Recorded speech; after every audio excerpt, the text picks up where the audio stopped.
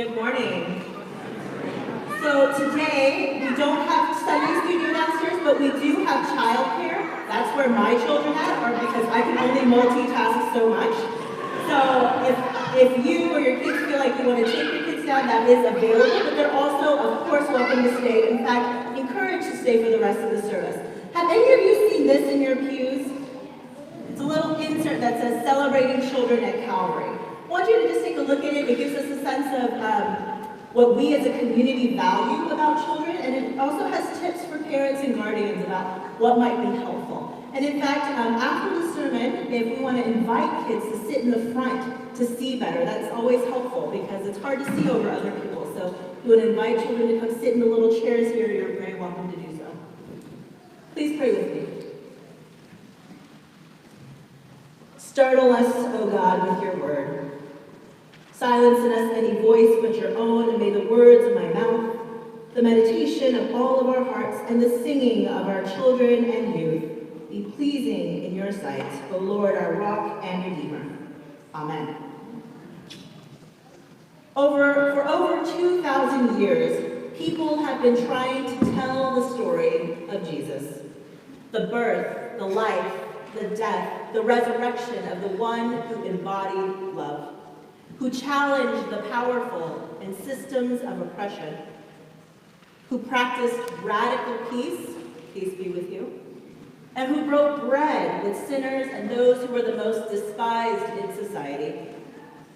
This story has not only transformed lives, it has brought new life to people and places that only knew death. It continues to inspire and challenge and change us even today. The first recorded writings about Jesus come from the Apostle Paul through his letters to the church. Later, the Gospels, as we know them, Matthew, Mark, Luke, and John, were written and passed down. And throughout time, people have told and retold this story in new and different ways. C.S. Lewis used allegory in the Chronicles of Narnia. Handel used music in the now famous masterpiece Messiah. VeggieTales uses cartoons and silly songs. And movies about Jesus use actors and cinematography. Again and again, people have tried to tell this story of Jesus so that we might hear it again anew, so that it might resonate with someone, anyone, in a different kind of way, so that the power and reach of unconditional love might find its way to those who feel unlovable.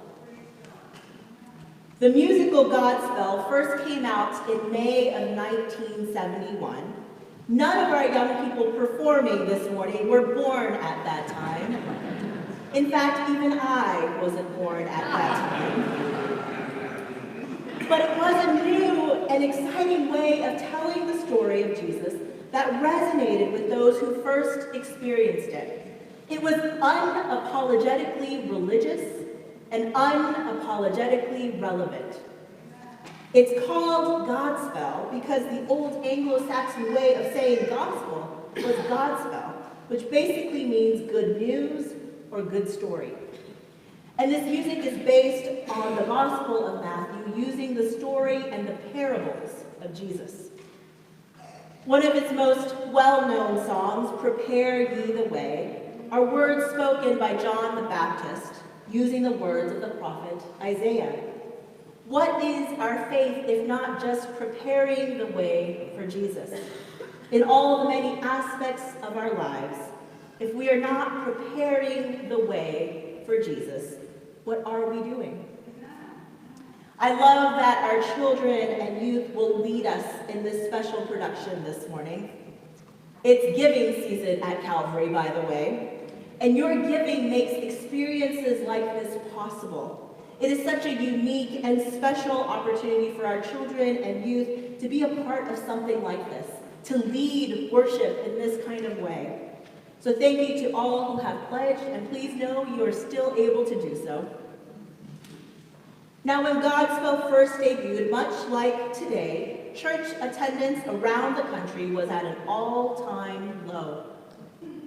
And an article from the New York Times shares a bit about the importance of such a musical. Mark Oppenheimer writes, "Young people wanted to leave the church, but not all of them wanted to abandon Christianity.